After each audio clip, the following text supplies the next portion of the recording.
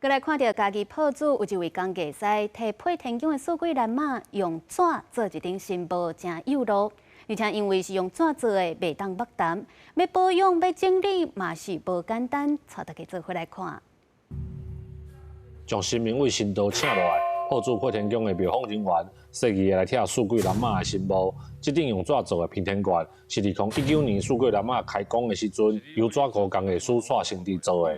为了要保持这顶新帽的状况，蔡成志伫过年前专工来替新帽做整理。这顶帽地久一定会有足侪用液的垃圾，尤其这顶帽爱设计，这雕刻镂空很多，所以更容易藏污纳垢。咱咧细训就是当然是尽量甲这内底这芳有无吼，尽量甲洗清气安尼。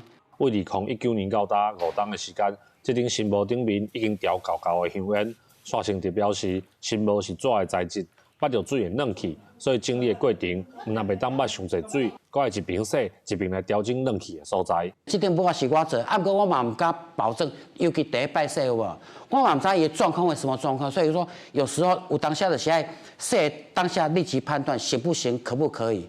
你清洗的次数跟它的时间。铺主配天宫今年嘛，甲所有内面的新村有做一个更替帽啊，搁啥个动作，嘛感谢咱蔡大师伫铺主配天宫所有的这顶数据栏码，遮尔一年无清洗，你的手搁焕然一新。蔡成志表示，配天宫的数据栏码是庙内一张98岁徛横死去的数据栏新树雕刻的，为着要感念新树对地方的庇佑。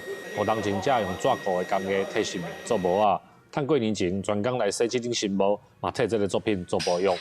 记者林慧婷家己报道。